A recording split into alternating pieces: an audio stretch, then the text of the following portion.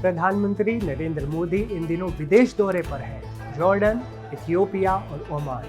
अगले 4 दिनों में 3 देशों की यात्रा। लेकिन आज हम बात करेंगे उस पड़ाव की जो सबसे अनोखा है, सबसे रहस्यमय है। दरअसल पीएम मोदी आज इथियोपिया में हैं, लेकिन क्या आप जानते हैं कि जिस इथियोपिया देश में हमारे प्रधानमंत्री पहुंचे हैं वो दुनिया से कदम मिलाकर नहीं चलता, बल्कि दुनिया से 7 साल पीछे चल रहा है। जी हाँ, सुनने में अजीब लग सकता है, लेकिन इथियोपिया एक ऐसा देश है जहाँ कैलेंडर का गणित ही अलग है। वहाँ साल में 12 महीने नहीं बल्कि 13 महीने होते हैं। और वहाँ अभी 2025 नहीं चल रहा, बल्कि कुछ और ही चल रहा है। आखिर क्या है इस देश का रहस्य और भारत के लिए इतना खास क्यों है? चलिए इस दिलचस्प कहानी को मेरे साथ डिकोड करते हैं। नमस्ते, मैं हूँ असीम और आप देख रहे हैं एनडीटीवी इंडिया। सबसे पहले बात करते हैं उस फैक्ट की जो किसी को भी हैरान कर देगा। हम और आप ग्रेगोरियन कैलेंडर को फॉलो करते हैं, लेकिन इथियोपिया के लोग अपने प्राचीन कैलेंडर को ही मानते हैं। कहानी कुछ ऐसी है कि जब 2525 ईस्वी में रोमन चर्च ने कैलेंडर बदला तो इथियोपिया ने उस बदलाव को मानने से इनकार कर दिया था।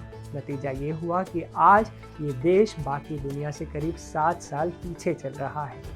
इससे भी दिलचस्प बात यह है कि यहाँ साल में 12 महीने नहीं होते बल्कि 13 महीने होते हैं। 12 महीने तो सामान्य 30-30 दिन के होते हैं, लेकिन जो 13वां महीना होता है जिसे पागो में कहते हैं वो सिर्फ 5 या 6 दिनों का होता है।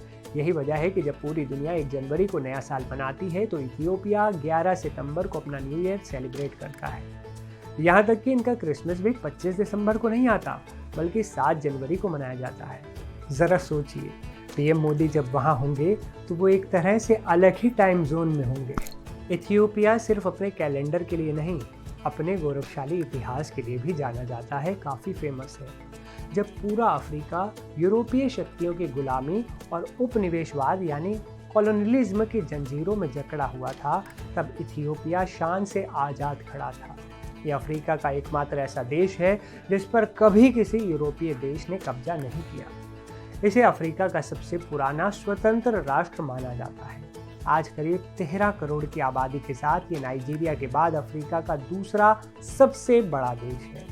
इसकी राजधानी अदीस अबाबा को नया फूल कहा जाता है, जो समुद्र तल से 2335 मीटर की ऊंचाई पर है और इसे अफ्रीका की राजनीतिक राजधानी भी माना जाता है क्योंकि अफ्रीकी संघ का मुख्यालय यहीं पर है। आप और हम सुबह उठकर जिस कॉफ़ी की चुस्की लेते हैं ना, उसका कनेक्शन भी इसी देश से है। कहा जाता है कि कॉफ़ी की खोज इथियोपिया में हुई थी और वो भी एक बकरी की वजह से। कहानी बड़ी मज़ेदार है। 9वीं सदी में यहाँ एक बकरी चराने वाला था। उसने नोटिस किया कि जब उसकी बकरियाँ एक खास झाड़ी के फल खाती हैं तो वो बहुत ज़्यादा एनर्जेटिक हो जाती हैं, उछलने कूदने लगती हैं। फिर क्या था, उत्सुकता में उसने खुद वो फल खाए और उसे भी वही ऊर्जा महसूस हुई। वो उन फलों को लेकर एक मठ में गया।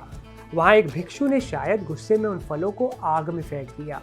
आग में भुनने के बाद जो खुशबू आई उसने सबको मोहित कर दिया।